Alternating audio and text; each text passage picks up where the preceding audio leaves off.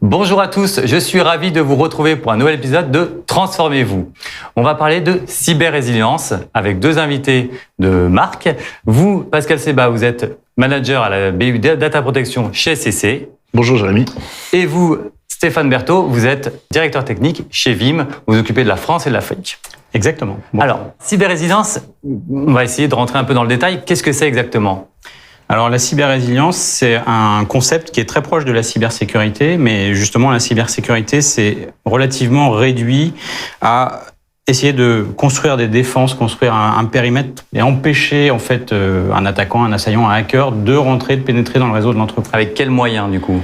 Alors c'est un petit peu le syndrome de la ligne Maginot, c'est tout ce qu'on peut mettre en place comme firewall, tout ce qu'on peut mettre en place comme sécurité d'accès, ça peut être physique aussi aux bâtiments, etc. Mais les firewalls, les antivirus, les outils de détection, d'anticipation, etc., etc. Donc ça c'est plutôt, on va dire, proactif. Mm-hmm.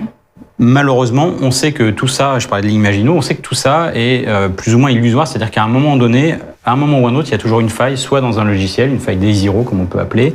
Il y a toujours un utilisateur qui va cliquer sur le mauvais lien dans un mail qui sont de mieux en mieux faits. Moi-même, je suis souvent à deux doigts de m'y faire prendre. Et donc, à un moment donné, on va avoir un attaquant qui va réussir à pénétrer le réseau par un poste de travail, peu importe, et puis ensuite qui va faire son travail et qui va remonter un petit peu comme ça, récupérer des droits, aller de plus en plus loin. Ça se termine très généralement par un chiffrement des données, donc une attaque ransomware.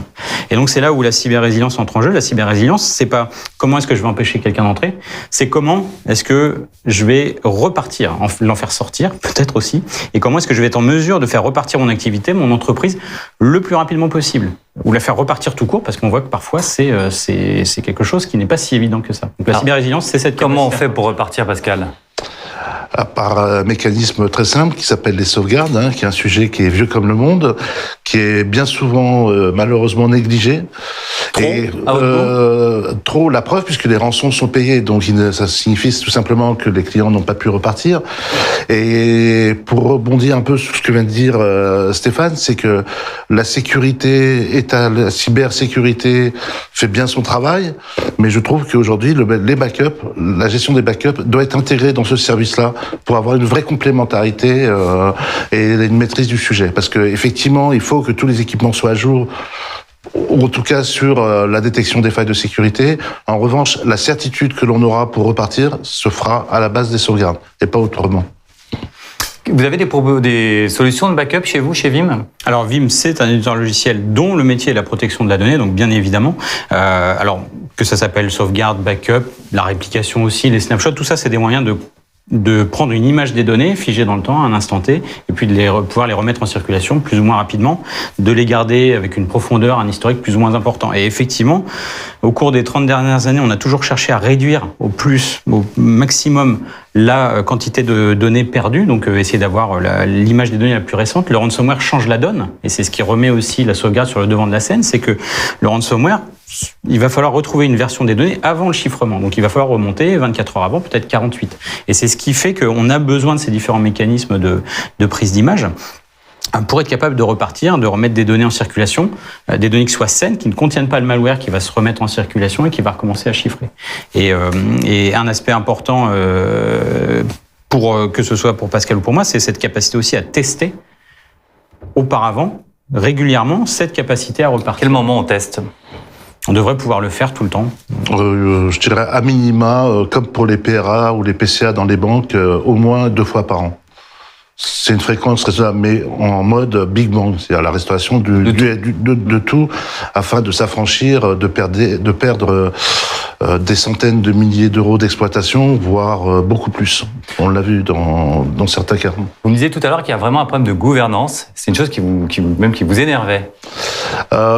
Qui me tient surtout à cœur, dans la mesure où c'est dommage de mettre tous les budgets d'investissement sur la partie sécurité au vu du contexte actuel, alors que renforcer une solution de backup, l'investissement est beaucoup moindre, si ce n'est renforcer les mécanismes de stockage, de gestion, et ça s'arrête là. Et là, on sera sûr de redémarrer avec le backup.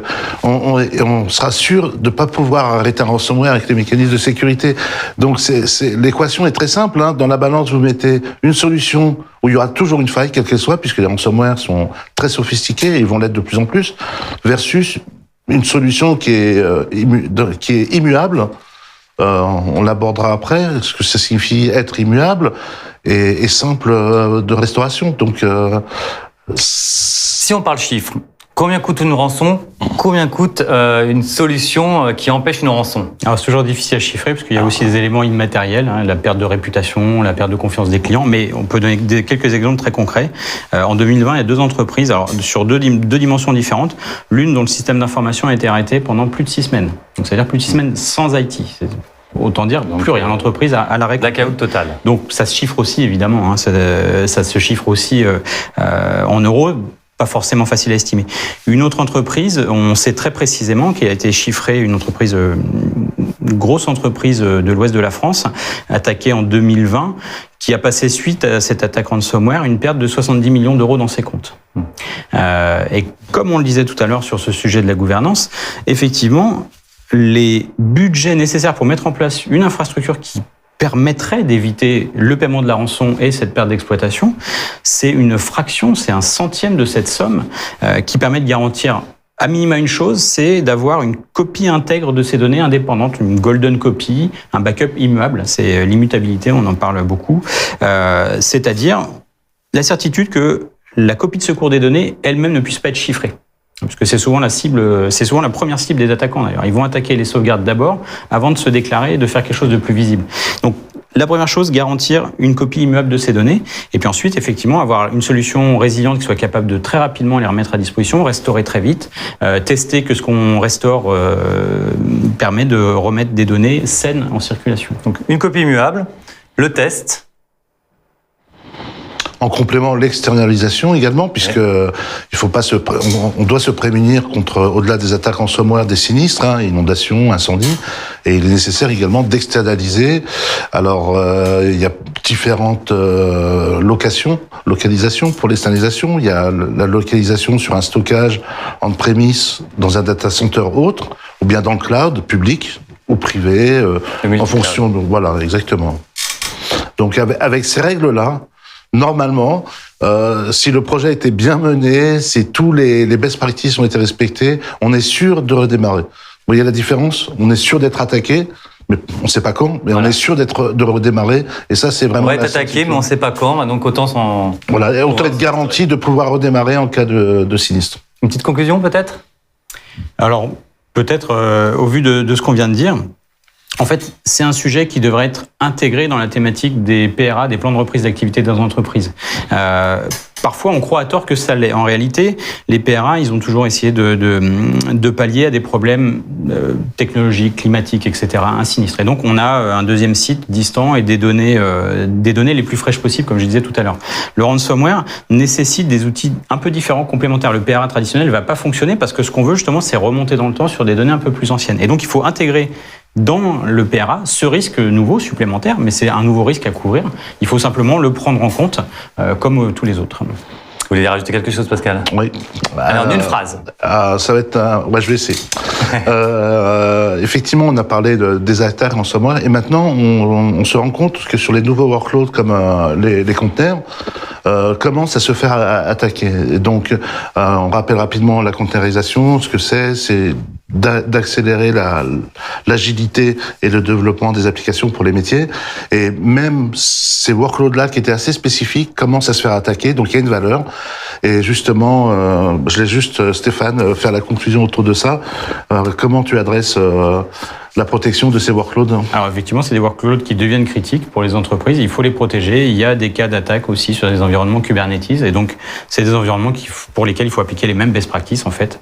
Les protéger, en avoir une sauvegarde, une copie indépendante de données qu'on puisse restaurer rapidement. C'est ce qu'on fait aussi chez Vim avec SCC. Ben écoutez, merci à vous deux. J'espère que les gens ont bien écouté tous vos conseils et vont bien les suivre surtout. Je vous dis à très bientôt pour un nouvel épisode de Transformez-vous.